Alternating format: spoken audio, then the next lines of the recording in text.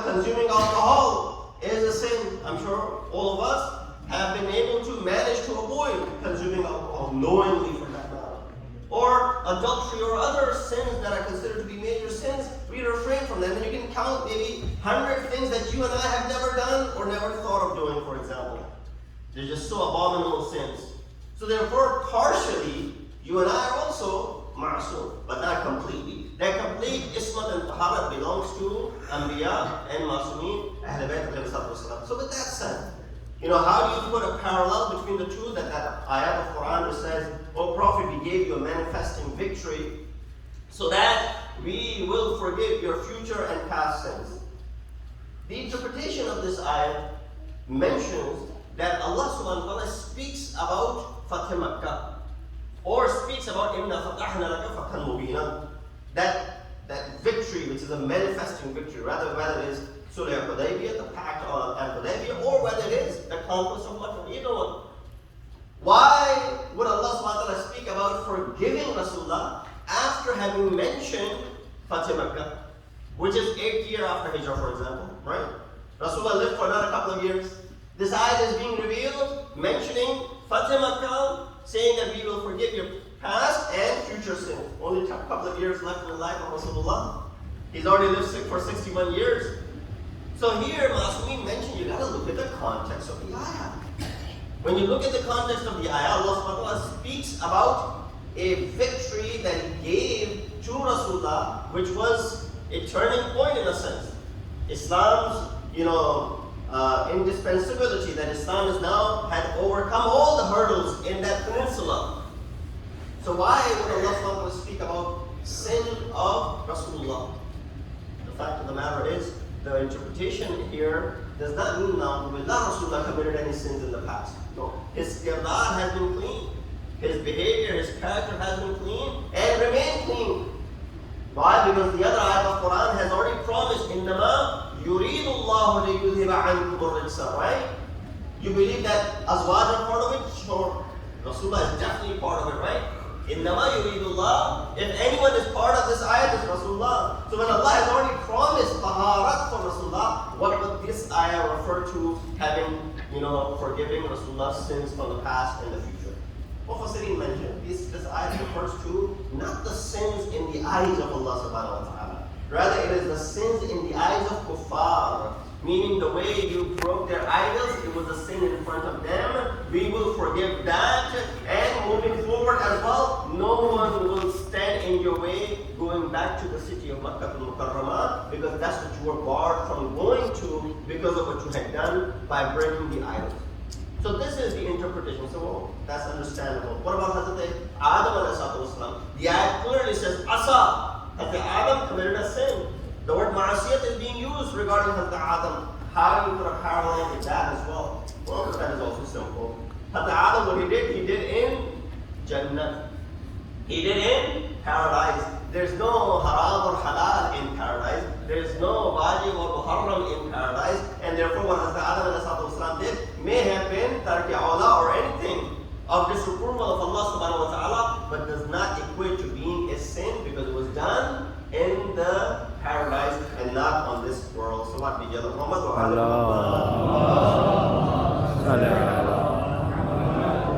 The point over here was definitely Allah is Masum, Anbiya are Masum, Rasulullah is Masum, and then this ismat also transfers to Ahl-e-Bait.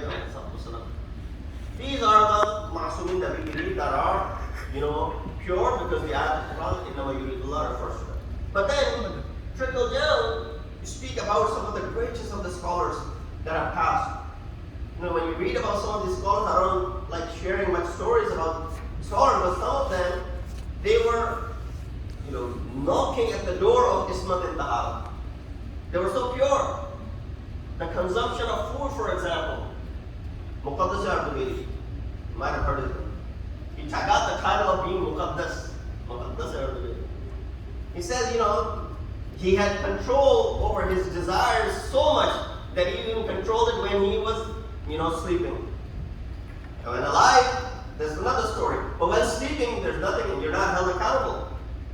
And then there's stories as to what they used to eat, what they used to consume. They said we used to consume, we used to eat of watermelon. That's what they used to eat. Oh. That was their food. That's how their bodies were trained to eating that.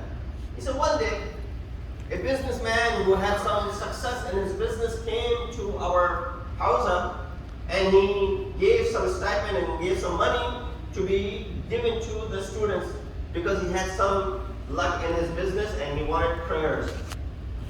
So the mudir, the principal, took the money and he dispersed it among the students.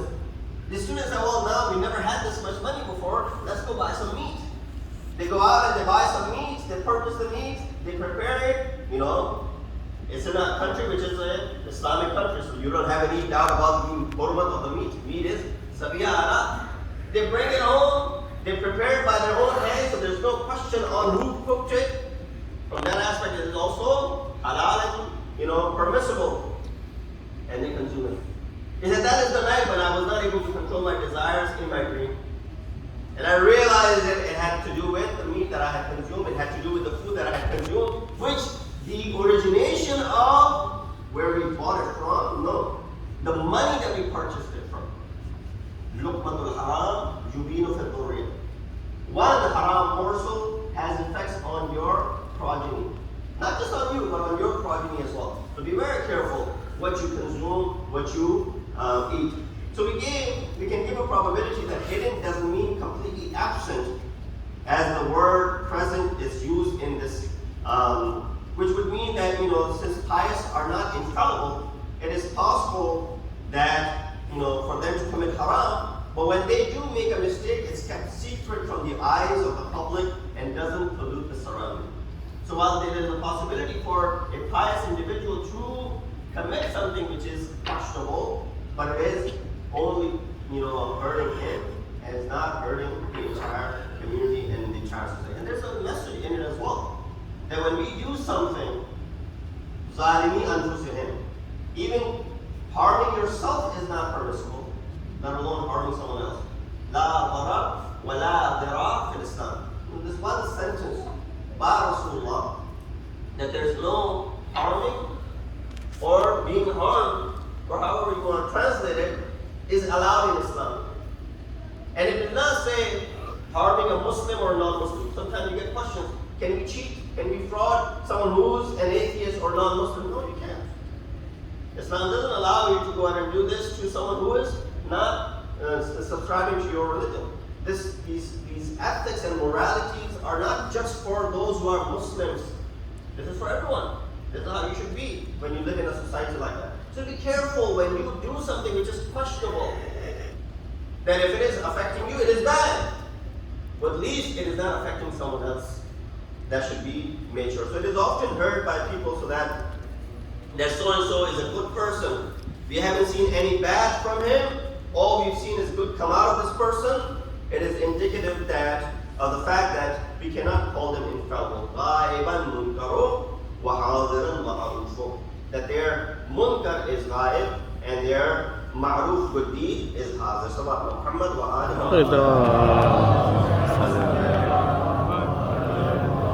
Very quickly, ma'ruf comes from the root word irfan.